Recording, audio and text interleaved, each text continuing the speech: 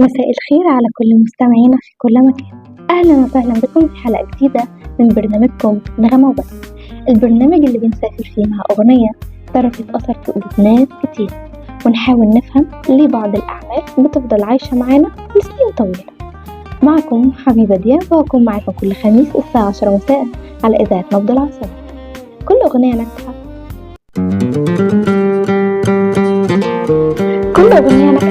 وراها قصة، فكرة، إحساس، ويمكن ذكرى مرتبطة بكل واحد فينا.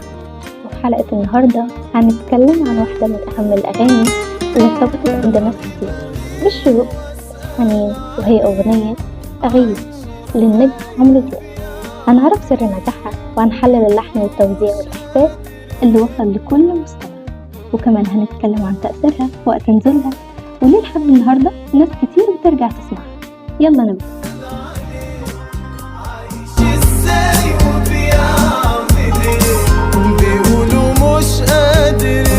وانا بسمع الأغنية كان عندي سؤال: ليه ساعات بنفتكر الناس بعد سنين؟ هل لأننا لسه متعلقين بيهم، ولا لأن الأغنية نفسها بترجعنا للحظة معينة؟ يمكن عشان الموسيقى مش بس الصوت، الموسيقى ذاكرة. كل واحد فينا عنده أغنية مرتبطة بموقف، بأول حب، بسفر، أو حتى بفراق.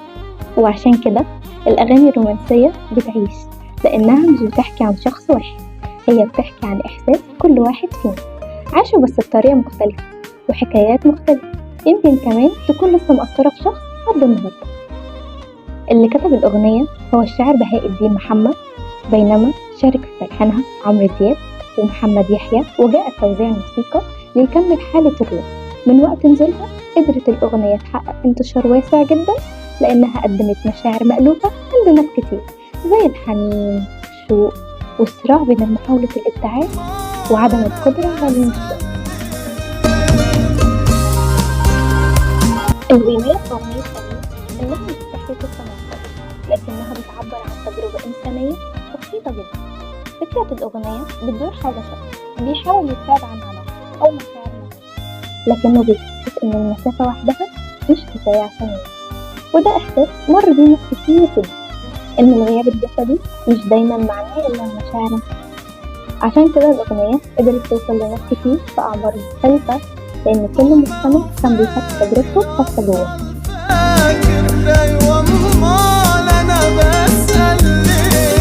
وصلنا لنهاية حلقتنا النهاردة مع أغنية أغيب لعمرو دياب، وحاولنا نفهم ليه قدرت تفضل موجودة في ذاكرتنا لحد النهاردة، وإزاي اللحن والكلمات والأداء اجتمعوا عشان يصنعوا عملا موسيقيا مميزا يفضل في ذاكرتنا.